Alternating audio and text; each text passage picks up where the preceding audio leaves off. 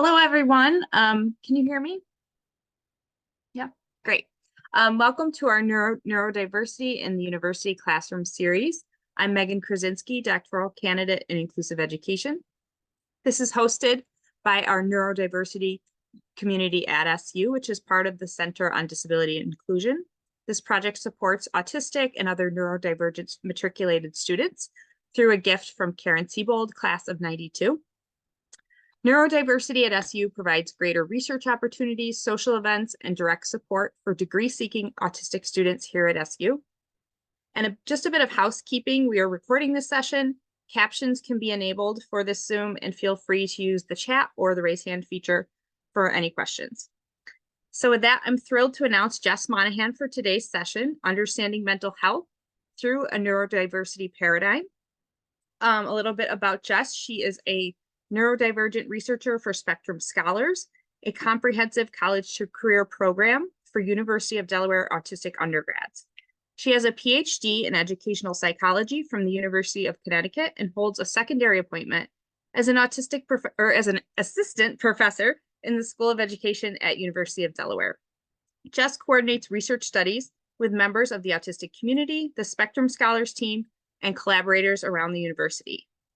Her research focuses on the interests and needs of autistic students on campus. Currently, this focus includes the mental health of autistic college students and creating a more inclusive environment through amplifying student voice. Jess has published in several peer-reviewed journals and has presented at national and international conferences. She teaches courses in special education policy, assessment, and introductory courses in general education. So with that, I will pass it off to you, Jess. Thank you. Hi, everybody. I am super excited to be here. I was telling everybody before the call started that I am working with my husband's computer setup, which means I'm going to lose my mouse multiple times, so I'm sorry. I'm also coming off of a 3-day fever, so if I cough and I can't find the mute in enough time, I'm also so sorry. So I'm very excited to be here. Do you want this slide up? Are we okay, Megan? Good to go? Okay, cool. I, like I said, am Jess Monahan. I'm very excited to be here to talk a little bit about neurodiversity and mental health in the college classroom. Before we jump into the agenda and understanding who's on the call with us, I just wanted to do a really quick note on language, which I do this every single time I talk because I just don't know who is going to be in the audience and their perspective, so I want to be really respectful of that. You're going to hear me use primarily identity first language, which means that I will say things like disabled and autistic and ADHD instead of things like person first language, a person with autism, a person with a disability. That is primarily because many disabled adults will identify with using this language because our disabilities make us who we are. They are entwined in our makeup and are really important parts of our identity. So if you want to explore this more, I always link to a couple of different types of resources. There's a blog post there, a couple of academic pieces. There's a social media influencer who talks really wonderfully about identity first language. And then the APA 7th edition I always link because their most recent edition actually identifies this really explicitly, that identity first language is okay to be using in academic grading. So I put that out there just as a note. Sometimes you will hear me flip-flop back and forth. I have a 10-year-old son who allows me to disclose when I'm at work, and he prefers person first. So sometimes I will use that, but I'll bounce back and forth. Okay, here's the agenda for the next hour together. That was a wonderful introduction. So I'm going to add just a couple of little things that I think might be important in the context of this talk. And then I have a really quick Mentimeter activity just so I can get a sense of who's here. We'll talk a little bit about the mental health crisis on campuses broadly, but we won't spend a ton of time on that because I don't think it's a surprise to anybody on the call that there is a mental health crisis. We'll talk a little bit about what the neurodiversity paradigm actually is, because there can be different definitions of it, and I want to make sure that when I'm talking about neurodiversity and mental health, you understand what my perspective is and where I'm coming from with it. Then we'll take those two things and we'll smush them together and talk about mental health and neurodiversity. And then we'll spend a decent amount of time on what can we do with some Q&A. I will say that after I put together the presentation, I learned that there were opportunities for participants to include questions or things that they were hoping to get out of the webinar.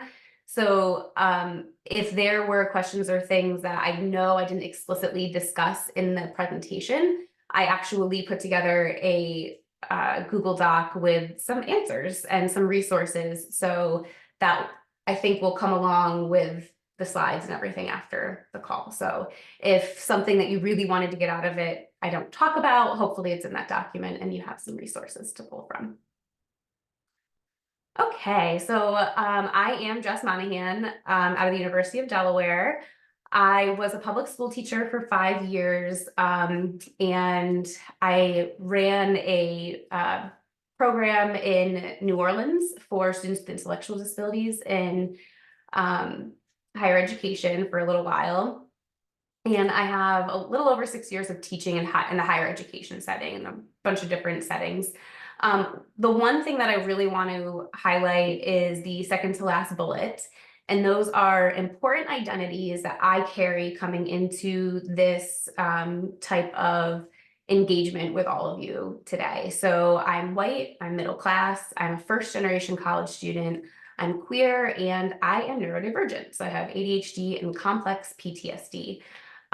Those are some of my identities, but the ones that I think are most important as I talk about this topic, because there are things about my identities that have given me great privilege, and there are things that have been very difficult to work with. But they are all part of who I am and the perspectives that I bring when I come to talk about this kind of topic.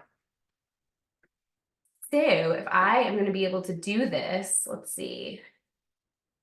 If you could play along with me. Hang on. Come on, Jess. There it is. Okay, we're gonna go to present mode. So if you'd play along and go to menti.com, and when you get there, you can put in this code here. It's 89850766. And just pop in, what's your role at Syracuse? When I looked at the registrant list, I know there was a lot of staff, which is wonderful. If you could give a little bit more detail about what type of staff you are, because that's such a broad job at a university, that would be really helpful. Not a requirement. If you don't want to do it, that's okay too. But it'll help just to get a sense of who's here. Thank you for putting that in the chat, Carly. Yeah. Okay. Yay. Therapist, undergrads, very nice. Doc student, yay. Okay, I'm sorry. I'm a parent and I'm not tech savvy. Hi, parent. That's okay. Thank you. I appreciate that. Oh, that's one thing while we're waiting for these to come in that I meant to say. If you have questions or you want to unmute, please feel free to do that at any point, especially if they're clarifying questions or if you want more details on something. I get distracted easily though. So if it's something that you think might take us on a tangent and would be better for the Q&A, if you can hold it, that'd be good. But if it's related to like understanding or clarifying or going deeper, please unmute and ask. Awesome. Okay, cool. So there's a really nice mix of people in here, which is really exciting. Okay, see, I lost my mouse again. Here we go. Okay. Same thing. If you're comfortable, are there any identities that you're open to sharing? I know that this last slide, somebody identified as neurodivergent, which is awesome. Any identities that you're open to sharing. I do this one so I have a sense of who's with us, but also it's something that is really important to me when building community and creating kind of spaces where people feel safe. ADHD, I get that. Awesome. Perfect.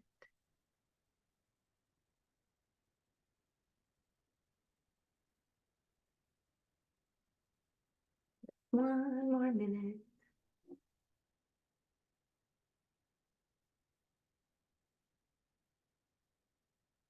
Great. I'm so excited to have so many neurodivergent folks in here with me. It always helps. Just an ally, not just an ally. Allies are most important. Awesome. Moms, I love it. Wonderful. Great. Another first gen too. Love it. Awesome. All right. So if you're still going, oh, we got another one. Yay. Not speaking son. Awesome. Okay, cool. So if more pop in, I'll have this open and I'll be able to check on it, but I'm gonna go back to this now. Great. So one thing that you will learn very quickly is that I need to keep myself on time with my neurodivergence. And one way that I do this is through always bringing back the agenda and letting you know and myself know where we've been and where we're going next. So I do this in all of my classes too. It keeps me on track, but it also helps the students really understand where we are in the class and what's coming next for them. So now we're going to touch really briefly on the mental health crisis on our campuses. All right, so there is no surprise that we are a community in crisis right now. In the higher education landscape, this is a national problem. It is not specific to UD. It is not specific to Syracuse. Everybody's going through it right now. When we first started the Spectrum Scholars program on our campus, we did a needs assessment, and we basically asked autistic students on our campus, hey, what's going well? What's not going well? What do you want us to know, basically? And this quote has stuck with me for the last 5 years. This student said, basically, if I feel like the professor cares that I'm there, I try extra hard to make them know that I care back. And I think that this is a quote that you can kind of just easily tuck away and hold on to. And it really does highlight for us the fact that our students do actually care, that we are showing up in ways that show care and concern for them. So when we think about the general student body, right, around 60% of college students meet the criteria for at least one mental health challenge. And when you think about this number in real terms, right, I typically teach classes around 35 students. And so if we're looking at that 60%, we're talking around 21 of them are going to meet the criteria for at least one mental health challenge. So sitting in that classroom, 60% are going to meet the criteria for at least one. 15%, so around 5 of those 35 students would have considered death by suicide at some point. And 3 and 4 of them feel that stress is having a negative impact on their ability to learn. And so I think these numbers are critically important because they're post-COVID or post the quarantine part of COVID. And they really do highlight in a very real way the struggles that our students are facing every single day on our campuses. When we look specifically at disabled students, we can compare them to students with no disabilities, right?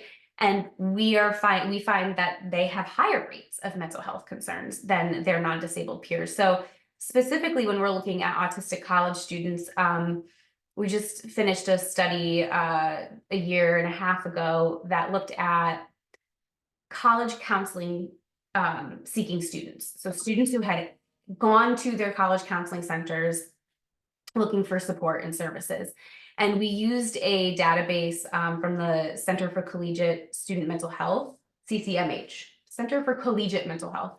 And this organization has over 800 universities that contribute data to a database so that we can really have good, solid understanding of the landscape of the students that are showing up in counseling centers. And we looked at the differences between autistic college students and non-autistic college students.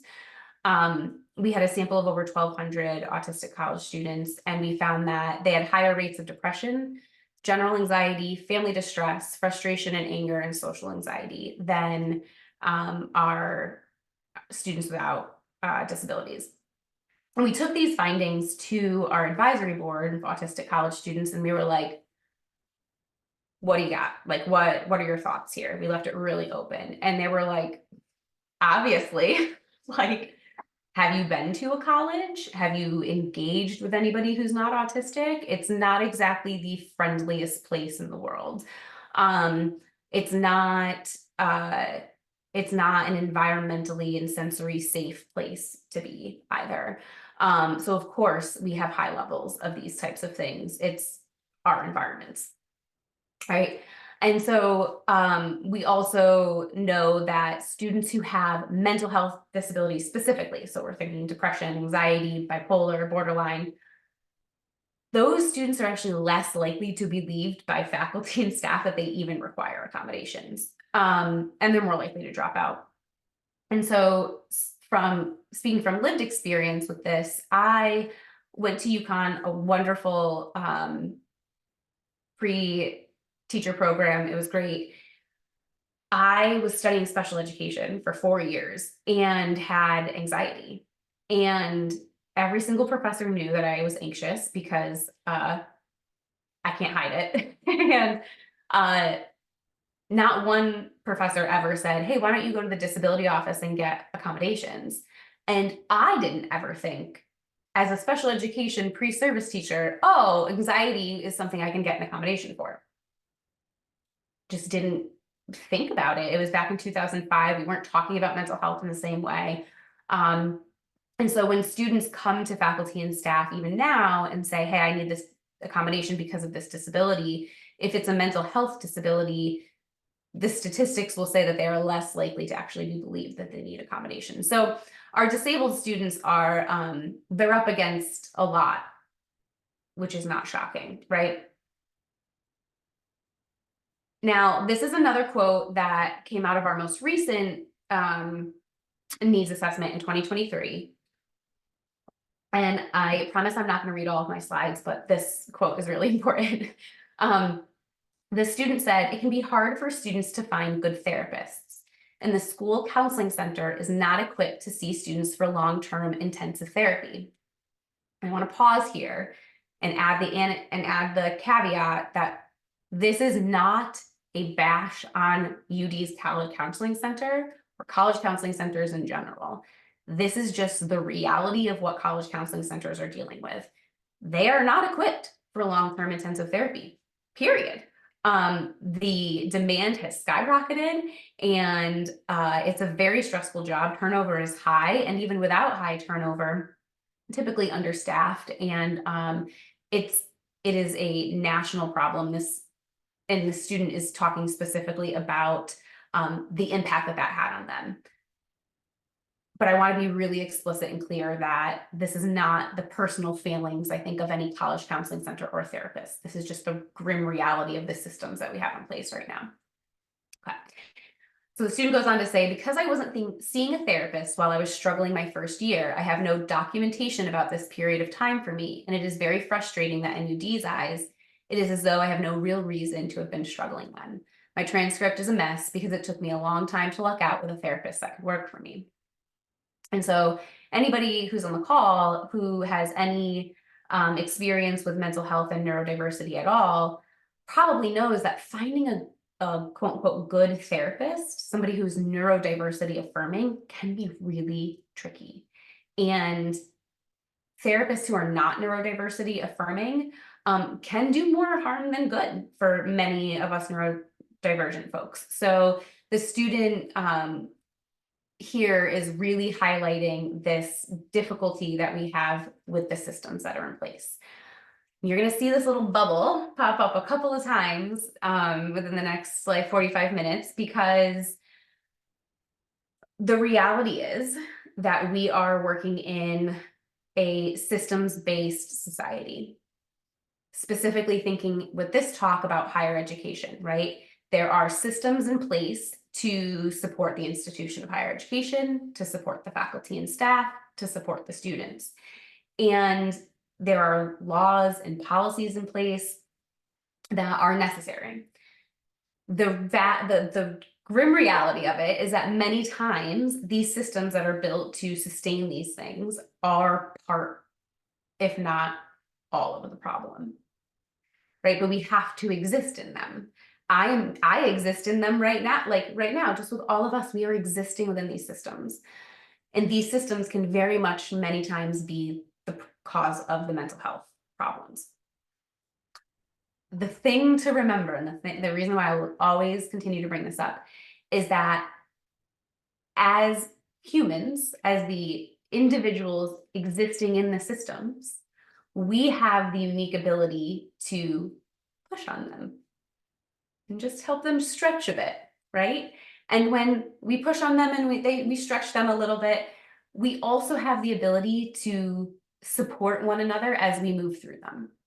And so, yes, you might have students coming through that are going through these systems and they're struggling, like this student, but we are humans within that system, and we can be that support and that kindness and show that compassion and that grace to one another as we kind of move through the systems and try and figure out how to navigate them. All right. So I'm going to pause. Does everybody feel, are there questions, things you want me to go back to before we move? Because we're going to switch gears totally into the neurodiversity paradigm. So we're going to move away from mental health and higher education and talk about the neurodiversity paradigm globally.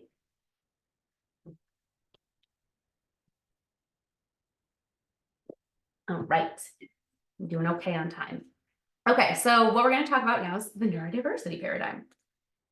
And so in order to understand the neurodiversity paradigm, we first have to understand the pathology paradigm.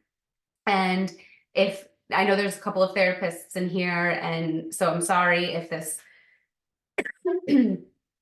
makes anyone uncomfortable, because sometimes, like when I first really started to think about it, I was like, oh, this is making me wildly uncomfortable. But part of what I am trying to do for myself and others is push against the systems that we exist in, and really start to think through how do we change them. And that's asking really hard questions. So the pathology paradigm was actually a term coined by Dr. Nick Walker, who is a huge neurodiversity paradigm person, right? She is an autistic researcher who completely rejects the pathology paradigm. But up until Dr. Nick Walker came along, we didn't really have a name for it. So the phrase pathology paradigm is coined by Dr. Nick Walker. And the idea of the pathology paradigm is that there is one right way for our brains to function. And anything that exists outside of this one right way is a disorder. There's something wrong. There is something to fix. And it is the patient's issue. In our case, the student's issue. And so the DSM-5 is what the pathology paradigm is founded on. And there's a book that I'm going to recommend later in the presentation that actually goes into great detail about the history of the DSM-5, and it's absolutely wonderful.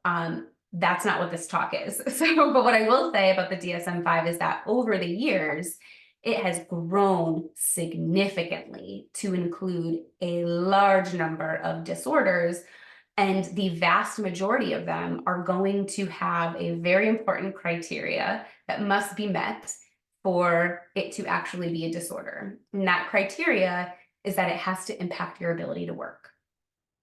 And so when we think about the pathology paradigm and having this one right brain and everything else is broken and something we need to fix, the right brain is the one that can contribute to the society that we have created, right? So we think back to those systems. So if your brain can function and hold a 9-to-5 job and have a social life and take care of your health and take care of children and do all of the things, and you're just fine, you're going along, that's the right brain. That's the good one. Anything else that falls outside of this is like the not so great one and something that we need to fix. And that is heavily, heavily, heavily embedded in the systems that exist. And so when we think about college students, right, think about all of the ways that we expect them to be very, very productive, very high standards. It's the system that they're in, that we're all participating in. But if they're not able to do these things, to jump through the hoops exactly how we want them to, the pathology paradigm would say that there's something to fix, that we have an issue. On the flip side, there is the neurodiversity paradigm. And the neurodiversity paradigm is a collective term that goes back to the early 1990s. Some people will even say the late 80s. And this is the idea that there is quite literally no normal brain. The right way to function is completely a social construct that we have made up, and that there is natural variation in the way that brains exist and the way that brains function and the way that people function. And there is quite literally nothing wrong with that. There is no blame placed on people whatsoever. I'm going to come back to this point down here, can still be disabilities, in 1 second. But if you look at the neurodivergent umbrella, Sunny Jane Wise is the one who originally created this. They are an autistic advocate out of Australia. Phenomenal. Their book is the one that goes into the DSM-5 quite in depth, that I link later. But if you think about something as simple as ADHD, right? Well, simple as ADHD, that was funny. Think about something as common as ADHD. If we're thinking about the pathology paradigm and you read about the way that ADHD is defined by the criteria that needs to be met in the DSM-5, it is so deficit-based. It is wild. It is wild. Somebody with ADHD reads that and they're like, man, I'm not good. Period. Someone like me who has very evident ADHD will read that and be like, yeah, you're writing about me. And this way that you're writing about me makes me feel like crap. Like there's something wrong with me. The reality is there are phenomenal gifts that come along with my brain. They just don't typically serve this type of society in the ways that like a neurotypical or that quote unquote normal brain would serve. I bet you put me out in the wild as a hunter and gatherer, I'd be great. You let me work my own schedule when I need to, when I'm going to have those natural waves of energy and excitement, I'm going to be great. You give me something that I have a special interest in, forget it. It's game over, right? So the ways in which we are thinking about these different things that fall under the neurodivergent umbrella are very important. The other one that I live with is complex PTSD, right? So if we're going to the DSM-5 and talking about the criteria for complex PTSD, again, really, really difficult to read as someone who has complex PTSD. We think about the neurodivergent, the neurodiversity paradigm, and that's shifted, that's reframed. That then becomes, oh yeah, you know what? This person went through some really hard things as a child, like complex trauma, nightmares in real life. Of course, that's how their brain's going to work. Of course, they're going to have really unique attachments to people. Of course, they're going to be on hyper alert all of the time, scanning their environment for safety and trying to figure out what's a threat and what's not. Absolutely, that makes total sense, right? So it's taking the blame on disabilities away from people and saying, no, no, no, no, this is just how brains work and they're wired. The really, really, really important caveat, and I think what gets really tricky with the neurodiversity movement is that these things can still be disabilities. they can still be really hard. My ADHD allows me to do phenomenal things and also will put me in that bed that I can see over there for quite literally hours, just stuck there. And sometimes I need medicine to fix it, right? My complex PTSD has made it so that having relationships with people can be really, really hard and scary. It's still not a problem. It's still not my fault, right? It's just how my brain exists and works in the world.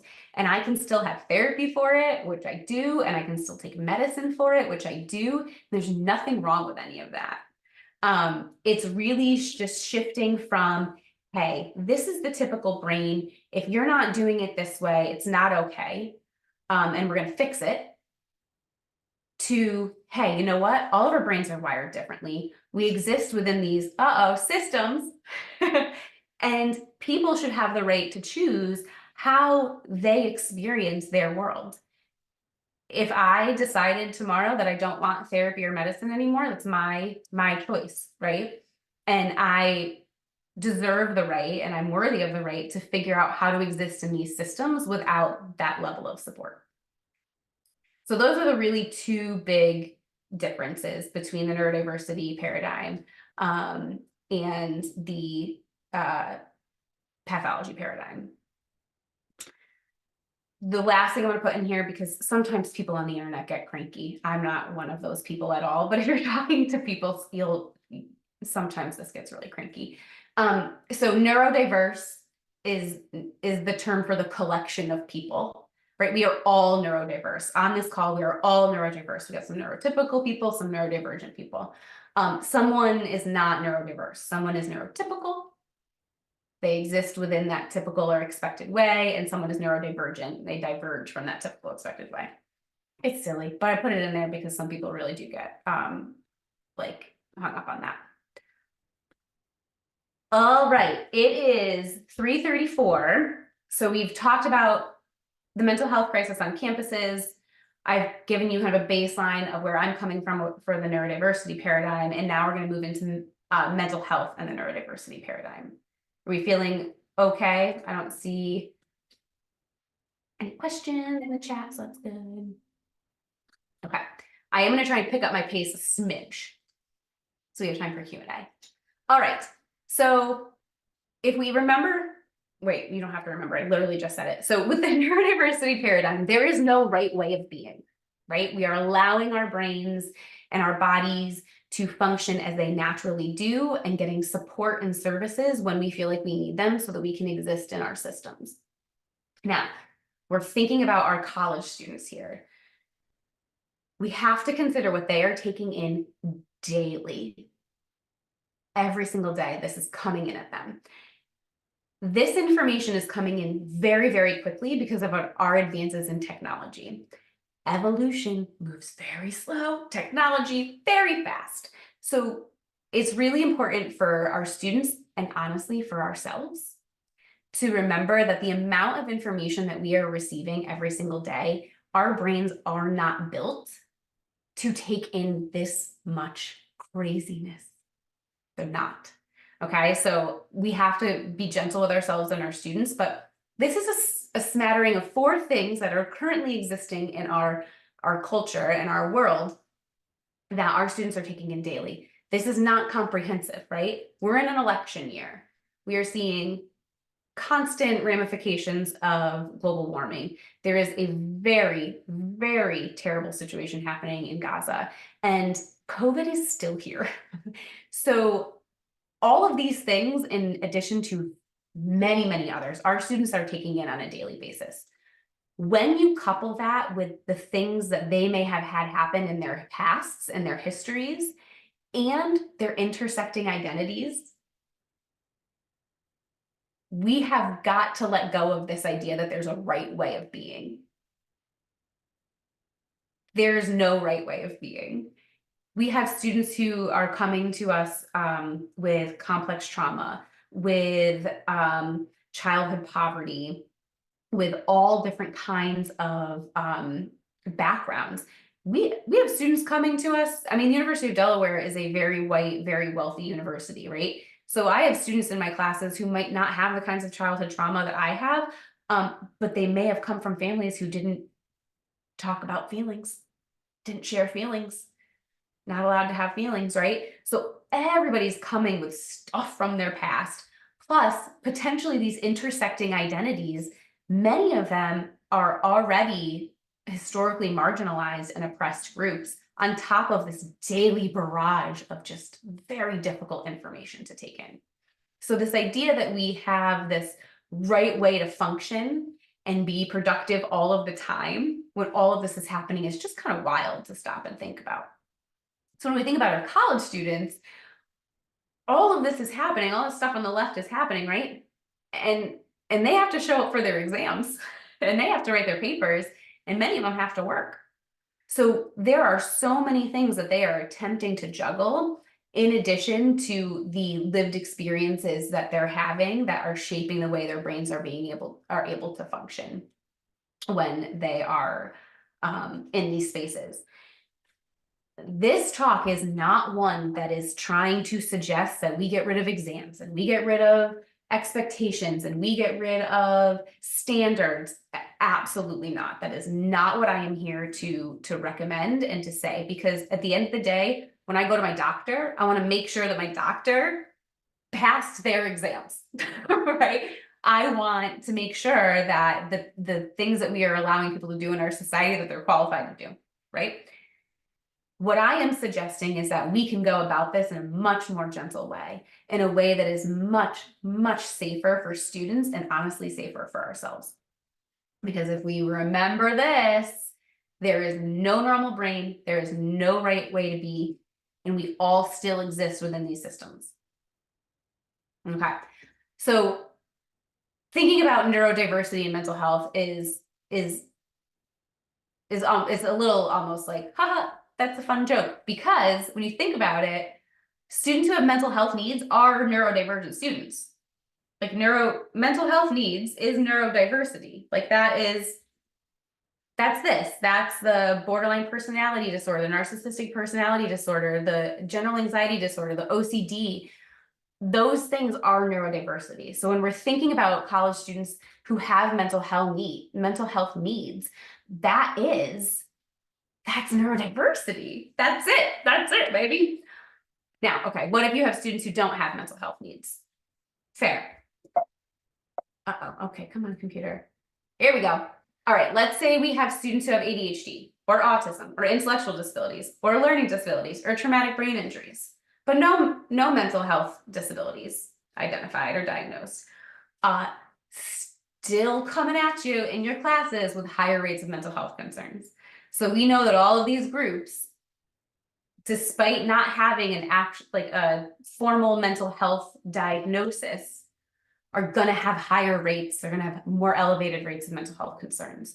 So even students who are coming to your classrooms who don't have OCD or who do not have borderline, they are coming with ADHD. They're probably going to have increased rates of anxiety, increased rates of depression, right? And they're going to be needing that support from you in bigger ways. Okay, so that is kind of this slide almost feels like the takeaway for combining the mental health and the neurodiversity two topics, is you really can't separate them. They are together, like my little squishy pig here. They're together. And so now we get to a space where we're like, great, well, what do we do? What do we do? What do we do? We live inside these systems. How do we make this better? Can we make this better? So a lot of the things that I have in the next couple of slides refer to teaching, but I did want to make sure that we're explicit that I think that these things can happen in a therapist's office. They can happen in a disability office, academic enrichment, any university entity can take these things and implement them in some way. So we're going to start with some stuff that's a little bit more abstract, and then I'll get some concrete examples. But at the end of the day, we need to be approaching our students with duality. We have to give our students and ourselves grace. We have got to let students have the days where they can't get out of the bed. And we can't shame them for that. At the same time, we have to hold them to high expectations. So when I had a mental health crisis in December, and I went 3 days without being able to say anything to anybody. And at the end of the day, I'm an employee. It was my responsibility to engage when I came out of that and say, whew, that was rough.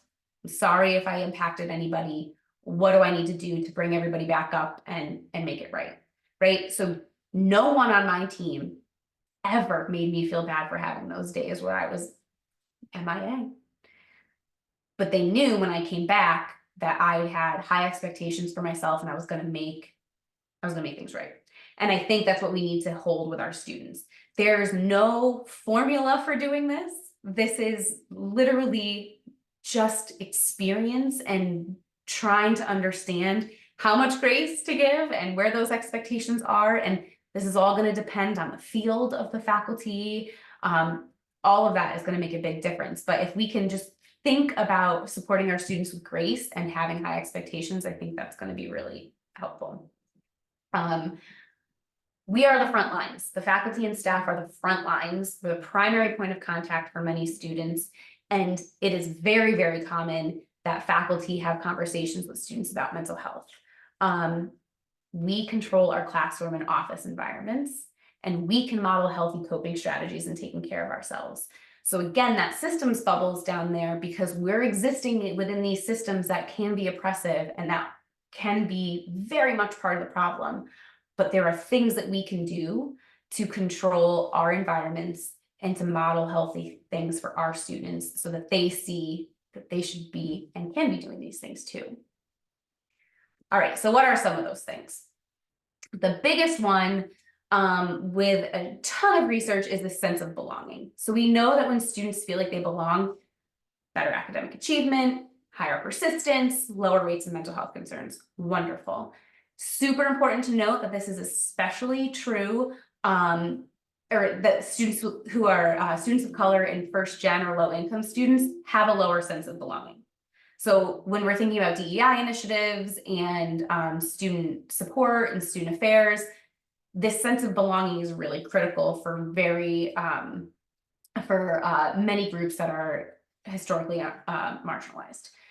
This study in 2021 was like one of my favorite things I've ever read in my whole life. So what this study looked at is the third bullet. They found that it didn't matter how your general sense of belonging fell overall over a semester or anything like that, right?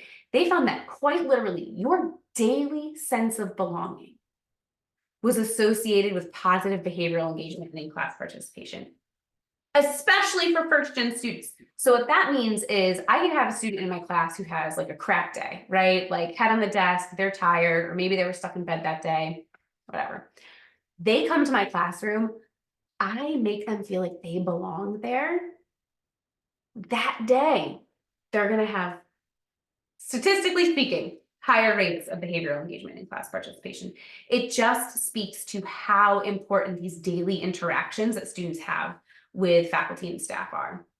And we know that sense of belonging is frequently discussed in college and career readiness frameworks when we're thinking about students with disabilities. So it's not something that it should be a surprise. Like, this is really important. I'm going to fly through this one because of time, but I highly recommend that you follow autistic or neurodivergent people on social media, and make sure that the organizations that you're engaging with are created and supported by people with that actual disability. Okay. Quick tips. Ready? Talk about it.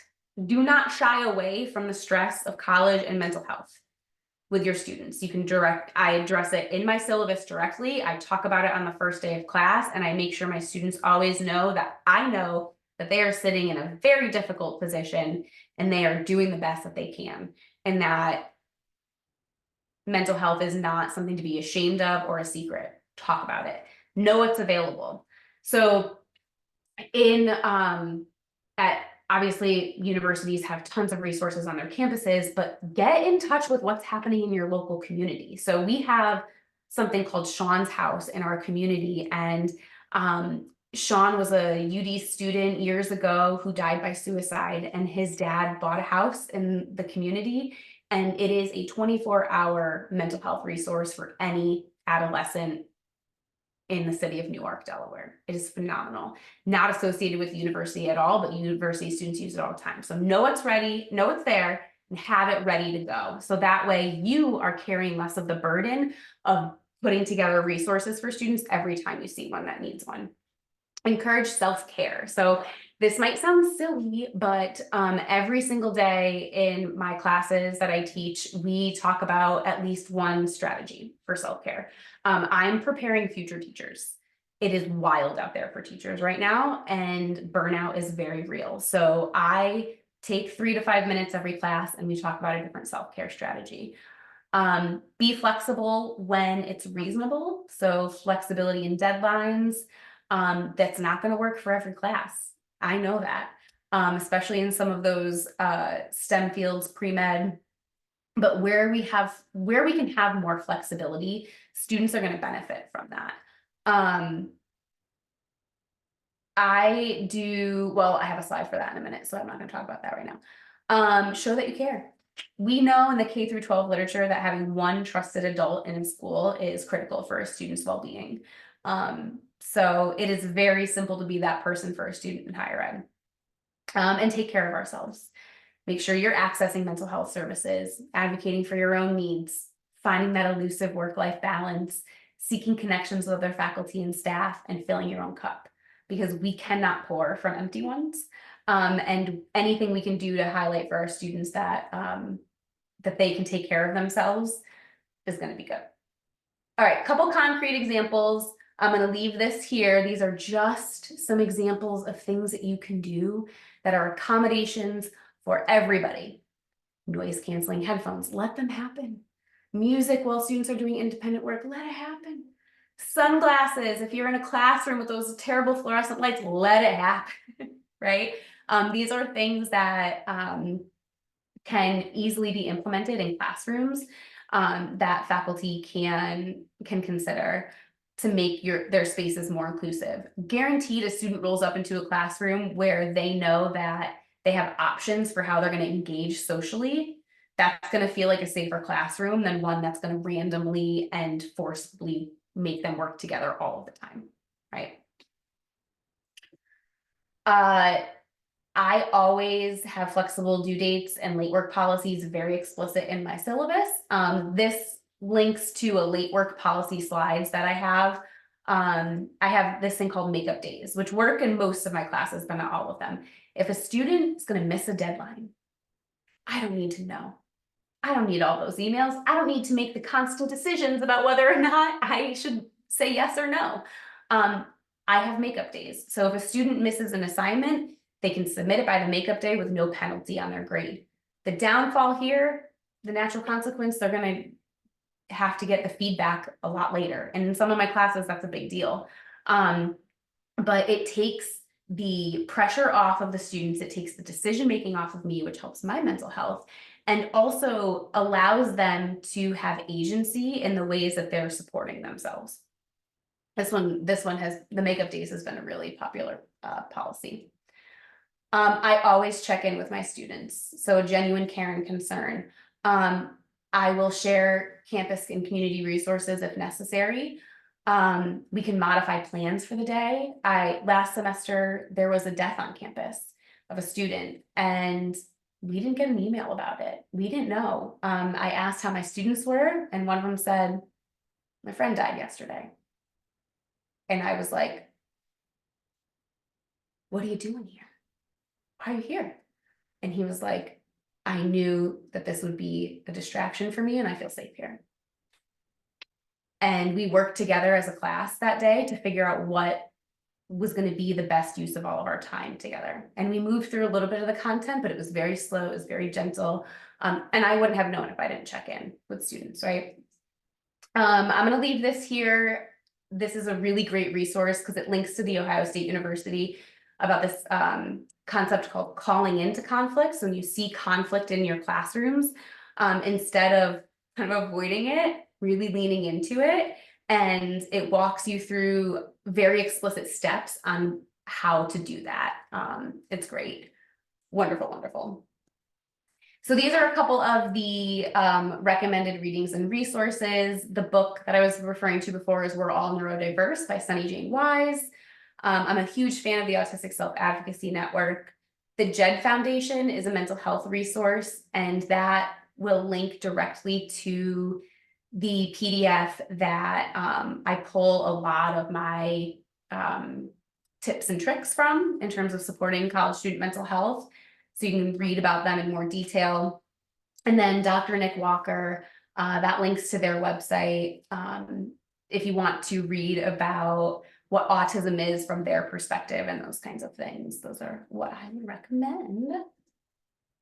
All right, I flew through number 5 because I was getting real anxious about time. So I'm sorry that I did that, but you'll have access to all of this, and I am an email away. If you ever feel like you have something that you want to follow up on or you wanted more information about that I flew through, I'm always happy to jump on a Zoom and chat with anybody too. The references are there if you want to be able to look for anything that I referenced. And then I'm leaving that slide up. Thank you so much, Jess. And this is some ways to keep in touch with us at the CDI. You can follow us on Instagram, Twitter, Facebook, and I think we're going to have a few minutes for Q&A before we wrap up as well.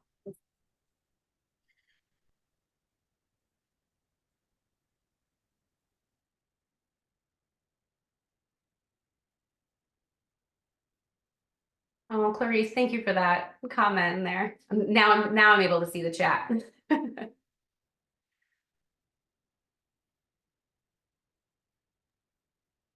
I can ask a question while other people might be formulating theirs. What would you say to, like, I know that disclosure comes up a lot for students and also in the literature. Like, what would you say to staff and faculty that might be inclined to disclose to their students but have reservations about it in terms of like the importance of it or also how to navigate that? So talking about students, sorry, I got distracted by closing out the PowerPoint. Students choosing to disclose or faculty and staff disclosing to their students? So I meant more like visibility to faculty and staff themselves disclosing to model that for students. Yeah, I think it's very dependent on the field that the faculty and staff are in. I know in my field, which is education, I am an open book about it. It's one of the first things that I tell students about myself. And there's 2 reasons. One, because it sets the stage for, oh, okay, this is somebody who is disabled, is successful according to the metrics that she defines as successful, right? And I can be open in here.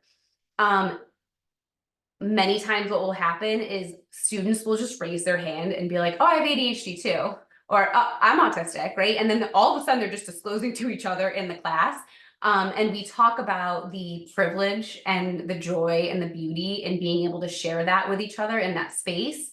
And the responsibility that comes with knowing that other people in the space have disabilities. So you're not going around talking about that disability with other people. You're respecting it, that kind of thing. The other reason, to be completely honest with you about why I disclose and why it's important to me, is because I need the support from my students. They are my natural resource. So, and my natural support, not my natural resource, like a water, like they're my water. No, they're my natural support. So they know when you say something to me and I need to follow up, I will say, you're going to email that, right? And they know, because at the beginning of the semester, I will say, I have ADHD. This is the way you're going to benefit from it. You're going to get a high energy teacher all the time. I'm going to get real excited. Here's what I need from you. If you have a request from me, I need it in an email. Even if we verbally say it, the second you leave my gaze, you have disappeared along with that request. And so it is a way for me to get that support. And so I think thinking about those two things, each faculty and staff are going to have to weigh, are those two things important enough for me? Because I do know, one of the undergrads I work with, she's a pre-med major, and she will not disclose her disability in any of our work that we do, because she knows that there is a great stigma attached to it in the medical field. And so I think that, the more that people can push against the systems when they have the privilege and the power to do so is really important. But I would never shame anybody for not disclosing if they didn't feel like it was safe.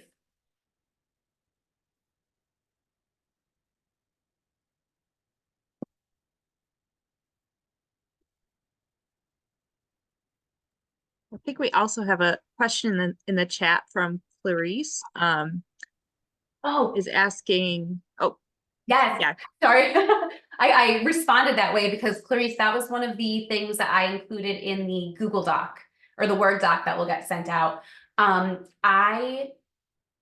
There is such a need in this community to be able to identify neurodiversity affirming therapists, period. That finding somebody with that specific skill set there's no easy way to do it, right? So I linked a couple of things in the document. The first is a database of neurodiversity affirming therapists by state. And you can start by calling those people. I will say that many therapists that I've worked with in the past, because I specifically for myself was looking for like an autistic queer therapist. That was hard. But what happened is I would call and they would say, oh, I know maybe this person, right? And they kind of know each other. But I also linked 2 different organizations that are specifically run by non-speaking autistic adults, with resources for mental health and ways to connect that way. So I put those in the document for you too. So maybe you might be able to do some digging around there and find some connections. That was a tricky one though. Of course. I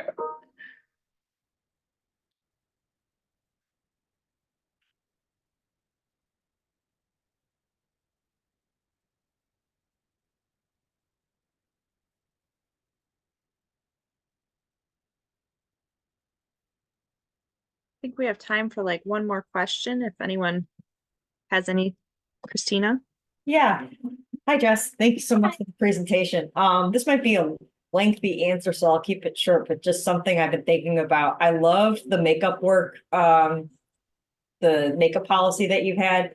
I used to be an access coordinator in our Center for Disability Resources here on campus, and some of the issues that I used to come across a lot is we would have, working with faculty and wanting to be accommodating to students and implement universal design, but then we would oftentimes run into the issue of students who would, for lack of a better word, abuse the system. And there was that hesitancy from faculty for wanting to be so accommodating and lenient. In different disciplines, I know a lot of programs, their attendance is a requirement and a key part of the learning outcomes of the course. So I guess, how would you, and I'm in a diversity office now on campus, educating the campus community. So how would you go about navigating those situations where, being in a university where there's this tension of people who need the support and people who abuse the support? Yeah, that's it's the age-old question, right? And I think for me, I always default to that, like teaching with duality, right? Like what grace can I give these students while still maintaining those expectations? Because at the end of the day, when I get students who I know are abusing my grace and my kindness, my thought is always, this is so silly because you're paying to be here. You're literally paying me to be here. If you're not going to hit this makeup day, I tell them, I said, I am way too disorganized to make individual decisions. So what I say in that policy that I have, that's what I do. So after that makeup day, that grade's going doop, doop, doop, doop, doop, doop, doop, unless you have an accommodation. And I know it's difficult in larger classes, but as I get those DSS requests in, I reach out to the students almost immediately. And I'll say, hey, I'd love to sit down with you to make a plan for what it looks like to have flexible assignments, right? And in those conversations that I follow up with email, I'm super clear. Like, we agreed that on this much time, after these dates, you just can't do it anymore, right? Like, it's not going to be a situation where at the end of the semester, you're submitting everything and I'm on my 7th cup of coffee, batting away my 2-year-old trying to grade your papers. Like, I'm not going to do it. So I think it's really hard, but at least for me, I try and remember that I do have agency as a faculty in saying, okay, I can give you grace, but I'm also going to hold this expectation. And so it's tricky, but maybe reminding them that, yeah, you can hold expectations that are high. Yeah. And as long as you're explicit in the very beginning about what those things look like and hold the students to it, they slip every once in a while. That's that grace, but you start to abuse it and it's like, well, then you've made your bed and here we are. Enjoy the C- kind of thing. Yeah, thank you.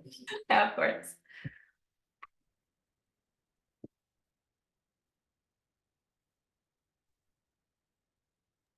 Well, thank you everyone for coming, and thank you, Jess, so much. And we will follow up with the slides and the info sheet and the recording via email. And please be on the lookout for more events from our listserv coming up. Thank you, everybody. Thank you.